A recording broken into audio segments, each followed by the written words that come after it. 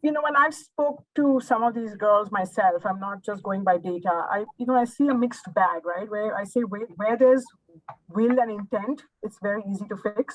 Where there's no will, no intent, I say let's not even try and kind of solve for that right now. There's a little bit of mixed in the beginning where there's sensitivities around family support and community and perception that needs to be solved for through counseling and how these training programs are done.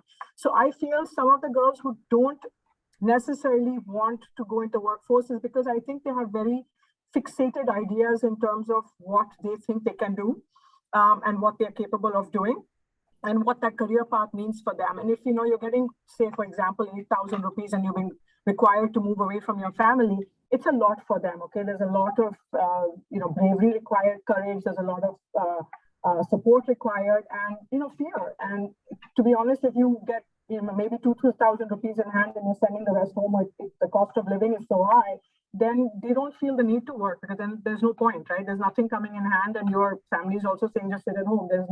There's nothing going to kind of move the needle on that front. And the second part is where they actually don't have access. They're not groomed into the jobs. They're not given true proper education or skilling with regards to what they're able to do. And that realistic aspiration mapping is also very important because, if you're doing, for example, a textile program or a stitching course or something like that, or you're in a polytech and you're being hired for a manufacturing job, it's not going to work, right? So they also are not always aware of what a job means and what that particular job and opportunities are available to them, and how we, for example, are saying to our employers and to our NGO partners or implementation partners that you need to also think about demand-based skilling. So where the jobs are, we know that in some cases, employers will give them on-the-job training, but what are the real qualifications you need? And these women need to be told and made aware of that upfront, that what is realistic in the jobs that's going to be available to them. So if I ask a girl, what will you migrate for? Where will you go? Would you do this job?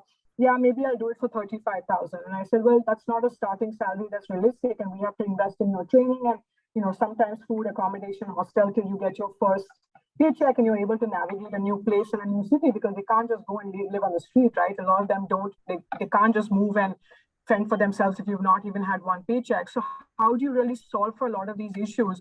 I think they're not aware of that. So they shy away from that. And for example, we've made job melas and job utsavs available with a lot of jobs. And there's been a lot of no-shows at the last minute. So either fear or the fact that they didn't have the right expectation or alignment. So we need to work with that as well. And that is why I say we need to focus on that matching on both sides and how you bring that gap between the demand and supply to become more narrow.